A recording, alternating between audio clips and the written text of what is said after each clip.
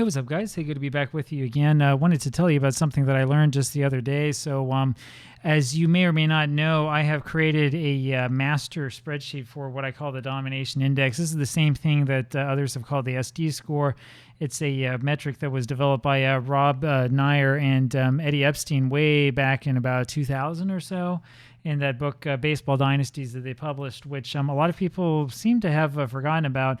I know that there are other versions of this on Baseball Reference that for some reason include strength of schedule adjustments that are not entirely clear. Anyway, for a variety of reasons, I wanted to put something like this together myself. I did this beforehand, and I actually haven't really done that much playing around with this. You can see we go all the way back to 1893 in the National League and to 1900 in the American League. If you look closely, you'll realize that the average runs scored and allowed are off for certain seasons. This is because of some sort of discrepancy in the records. I literally went through Baseball Reference and copied things on, with the exception of seasons like the 1900 American League season where Baseball Reference didn't have the runs scored. I found an alternative website that had them, that has numbers that I think are correct. At any rate, with this, you can see the runs scored domination index, the runs allowed domination index, and then the overall domination index really easily without having to do all of the math for yourself for every single individual season. So it's not bad. Cool thing about that, of course, is that we can use this for any league in the history of baseball, including non-American leagues, and just take a look and see what we come up with. So I was looking at that the other day for an article that I wrote and recently published, and I was looking at, first of all, the Japan Central League. Now, this is no surprise to any of you.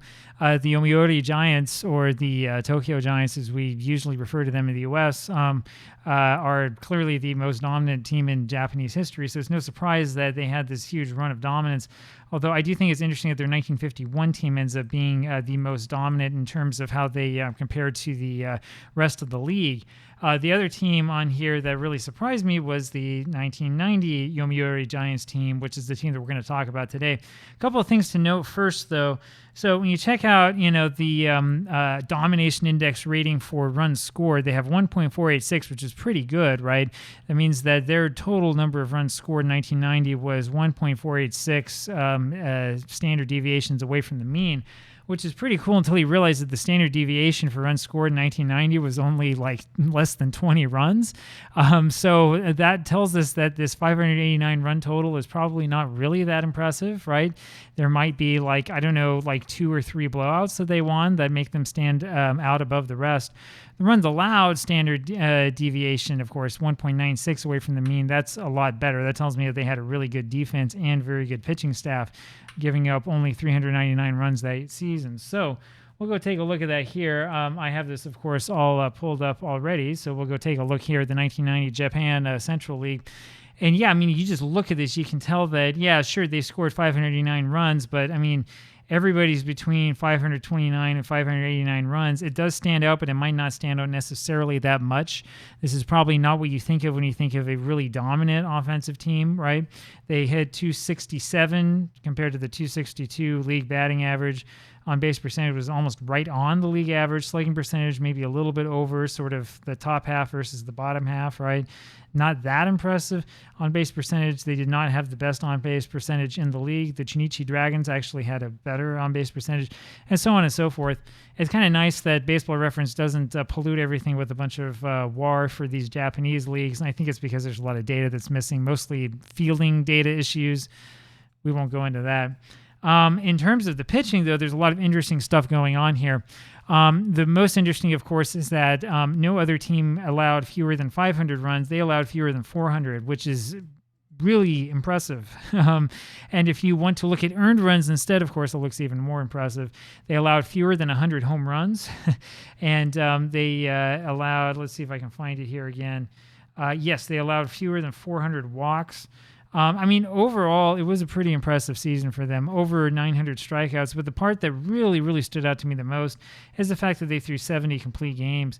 So I was wondering, is this really all that, impressive or not? I think I wrote something in my blog post about, yeah, this is impressive. Maybe, maybe not. 70 complete games out of 130 games started, right? So more than half of their games were complete games. The next closest in this league was 37 with the Yakult Swallows. So when you look at it that way, you think, yeah, this is pretty impressive, right? Real impressive pitching staff. If you look at the Pacific League that year, I'm not sure how impressive that is because you have a number of teams that had over 40 complete games. Cebu Lions, of course, wound up with 46, leading the league. But still, it's not quite up there to over half of your starts are complete games. I mean, that really is something. That really is saying something, right? I mean, it's not like this is something really easy to do. I mentioned this just the other day on Twitter, and I got right away, oh, well, things are different there, or their schedule's different, or blah, blah, blah. Yes, it is different, and yes, there is a chance that pitchers had more time to rest, but it is an impressive feat, right? If we go look at individual pitching performances, we'll see how impressive it was. So if we sort this just by complete games, you'll see they had 1, 2, 3 guys 25 and younger who led the team in complete games. Saito Masakai, Kawata Masumi, and Kita Masao. And the funny thing about these guys is that they were all near the beginning of their careers, and they all wound up to have long careers afterwards. Interesting, isn't it, right? If we look at Saito Masaki, we can see that he has a number of seasons with numerous complete games afterwards, and yet I don't see any evidence here of him completely breaking down or having awful injuries or suddenly being completely ineffective or all this other stuff that people say will happen if you have your young pitchers pitch complete games. Kawata Masumi had an even longer career. And did pitch for the Pirates very, very briefly at age 39. I'm not sure I understand why the Pirates brought him on. He wasn't so effective then. I mean, he does lose his effectiveness here as he gets older. Perhaps there was a little bit of arm trouble like around 95, 96. I don't know. We could look it up and try to figure it out. I haven't done the research yet, admittedly. And yeah, he has a -1 WAR because his one experience in the major leagues was when he was way past his prime. I'm surprised that the Pirates brought him up. I guess they really liked what he did in these 3 games and 4.1 innings pitched with Indianapolis. And then finally, Kita Masao.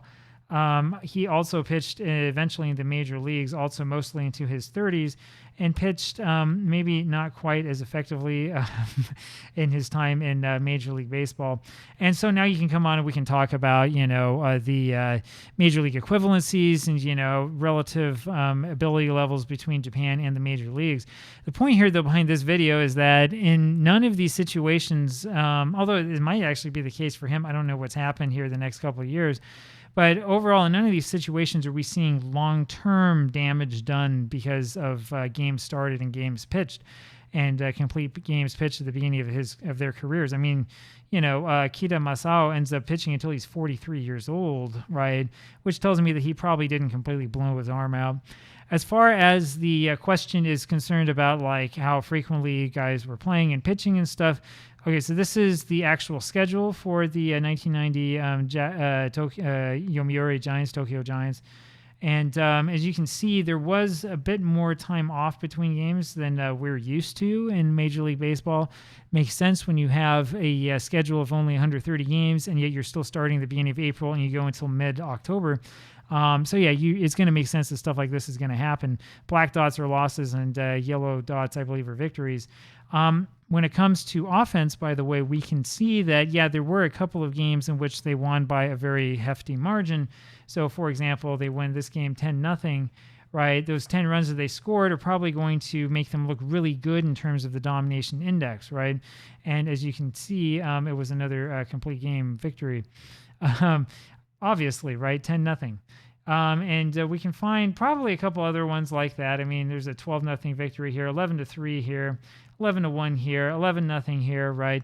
When all those add up and add together, it is going to skew things somewhat in the domination index, right? I mean, like I said, when you look at this without thinking about standard deviation, this doesn't look that impressive. It only becomes somewhat impressive when you're looking at what the average is among all teams. So there is some reason to believe that, things could be skewed by having a few good games in a league that is otherwise very, very compact and tight in those terms. But the other thing I'll say is that, yes, there is a chance that, yeah, maybe there is that extra day or two of rest that you can get because of the schedule itself. Although I would argue that is probably not as important and as significant as you might think, right? I would say still that when we're looking at a team that has, 3 or 4 guys with large numbers of complete games and a team that has over half of its games known as complete games, that's going to be impressive and will mean something pretty much no matter what league you're in. Remember, complete games is about more than just the amount of rest that you get. It's about your ability to actually pitch to the end of the game. And it's something that you didn't see in Japan commonly, even in that era. In fact, if we look at the Japan Central League in '89, the Giants had, let's see, I was just looking at this, they had 69 complete games, so it's about the same. Go back to 1988, however, they only have 36 complete games. And then if we move ahead to 1991, assuming this thing allows me to, 91, they ended up with 57. All right, so that's kind of up there. And then in 92, they're down to 41. So, I mean, it's not like every single team every year was throwing 70 complete games, right? It's not like this is something that's just not impressive at all and is nothing to talk about.